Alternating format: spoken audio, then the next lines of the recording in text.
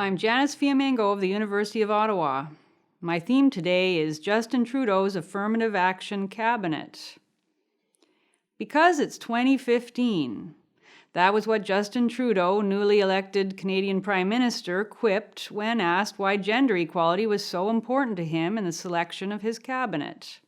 For his 31-member cabinet, Trudeau chose 15 female ministers and 16 male ministers, the first gender-balanced cabinet in Canadian history.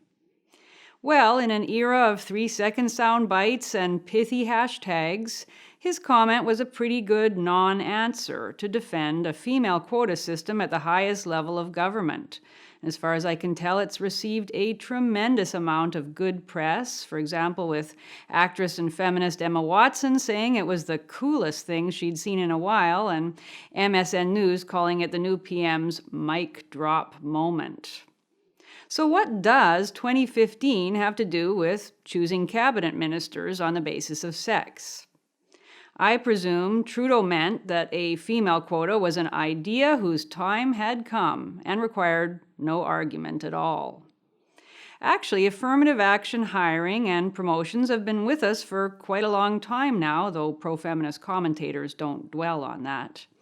The Employment Equity Act, passed way back in 1986, determined that federally regulated private companies and crown corporations, and later the whole federal public service, had to increase their complement of women and other designated groups. The legislation has always been controversial, with people like me arguing that quota hiring violates basic principles of fairness, and other people making the opposite argument, that the legislation has never been enforced aggressively enough.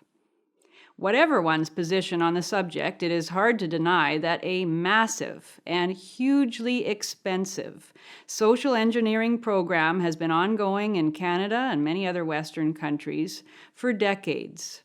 Its purpose being to push the hiring of women and other designated groups, to retain them, promote them, accommodate their preferences, protect them from criticism and competition, demonize elements in the workplace that they don't like, and move them into the highest decision-making and executive positions as quickly as possible.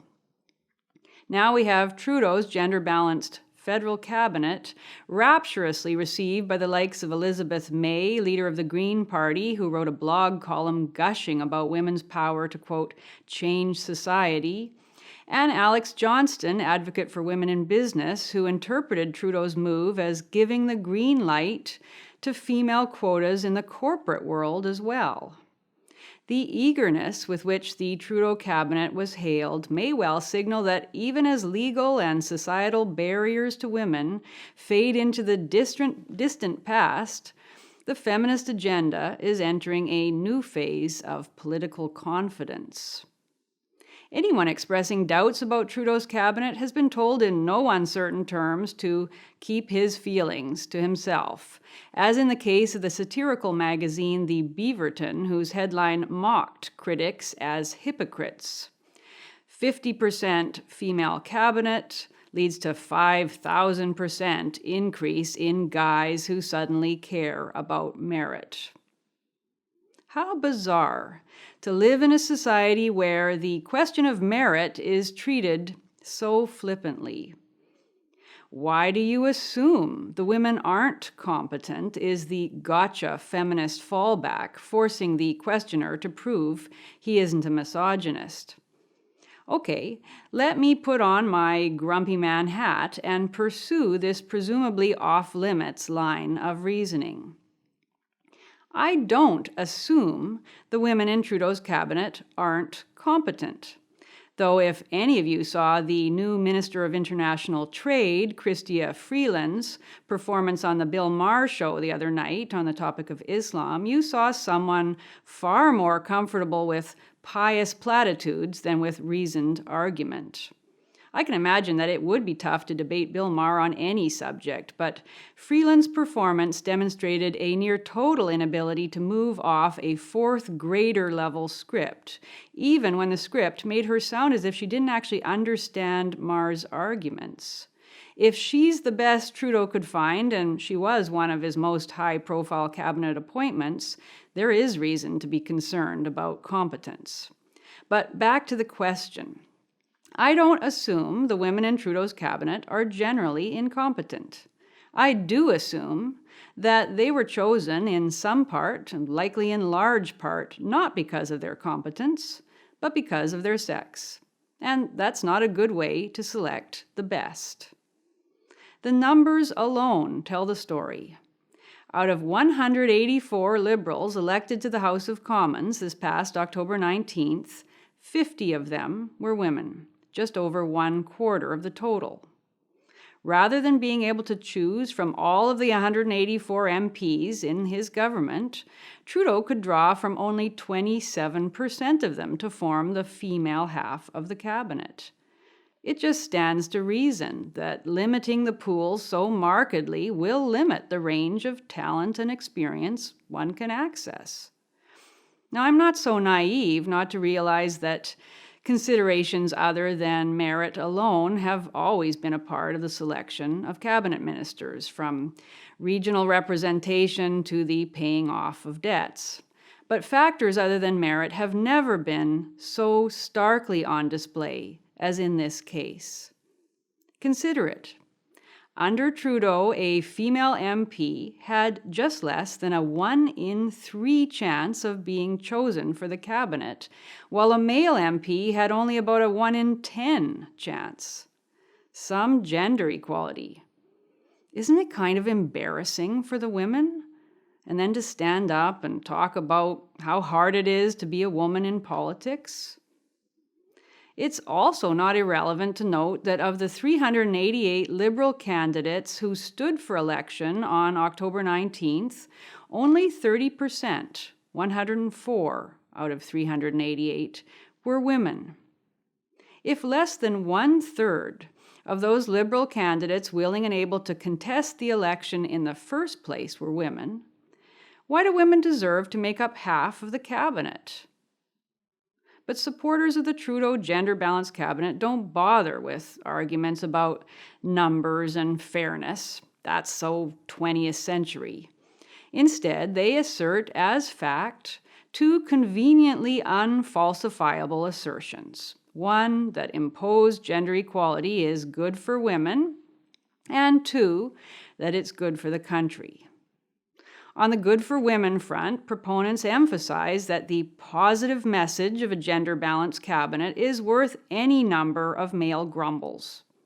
Even after decades of legislation outlawing discrimination against women, after decades of affirmative action policies promoting the hiring of women, after 30% of women were cabinet ministers in the bad old days of Stephen Harper, still we're told women face barriers to participation in politics.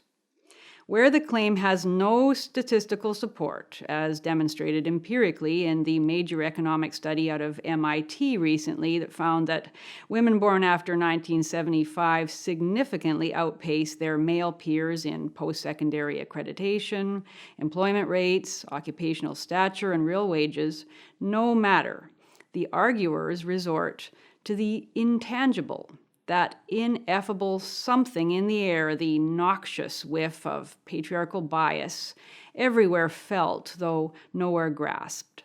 That, we're told, must still be countered. On the second argument that a gender-balanced cabinet is good for the country, the evidence is even thinner. Gender equality is good for society, we're told, because women are good. They bring insights to government that men don't bring, greater concern for women and children, a willingness to talk rather than go to war, etc.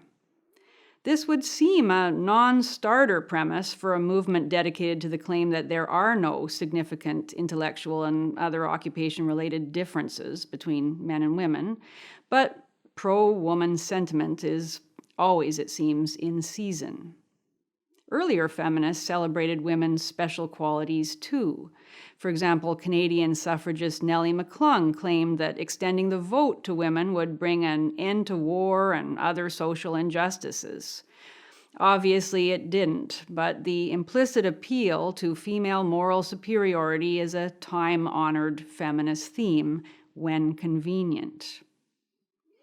Okay, but even if one or both of the good for women and good for the country arguments were valid, which I don't believe they are, their validity could never, in my opinion, counterbalance the serious and lasting harms of sex-based cabinet selection and affirmative action hiring generally, which are also harms to women and harms to country.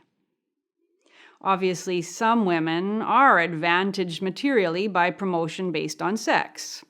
They're rewarded with high-paying jobs, power, and influence that they likely wouldn't have received under a purely merit-based system.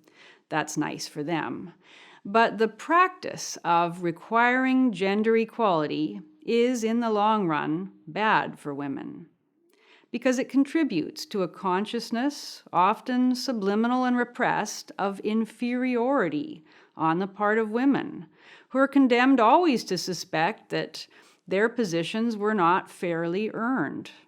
Furthermore, in order to deny the realization of unfair advantage, women are encouraged in the false belief, tenaciously asserted, that society owes them their special opportunities and rewards. A belief requiring lifelong grievance mongering and refusal of responsibility that trap many women in emotional adolescence forever. Of course, emotional adolescence is where a lot of women are happy to stay, and it can be an easy, comfortable existence. Not so for the men who recognize that the society largely built by their sex is now stacked against them, that their ambitions must be sacrificed on the altar of women's progress. Elizabeth May actually admits this explicitly in her blog post. She's okay with it. What a profound betrayal. And then the question has to come to men. Why keep on contributing brains and abilities, hard work and decency to a society that responds with accusation and discrimination, that shouts with laughter when you object, that yawns at evidence of male alienation, depression, or suicide? Many men are already dropping out, giving up on career, marriage, and family altogether. And although this may seem good for feminists in the short term, it's ultimately a disaster, as anybody should recognize who knows how much our society depends on the creative and material contributions of men. I said earlier that judging from the swooning reception of Trudeau's 2015 female quota initiative, we're now in the triumphalist phase of female privilege. What many of us hoped back in the 1980s might be a radical but temporary measure is being made into a permanent, never-to-be-questioned feature of our society. And this is, of course, how utopian movements like feminism always operate. No matter what is done for women, no matter how many special perks and rewards, there will always be some way to claim, doesn't have to be a logical way, that more is needed. Yet another study will find that girls still don't feel confident in their maths abilities, or still aren't happy with their bodies. Some of these studies will suggest that merely 50% representation in cabinet and corporate boards and everywhere else isn't actually good enough. Why not 60% or 70%? Why not an all-female cabinet? Why not all-female CEOs? Why not an all-female world? After all, it'll soon be 2016.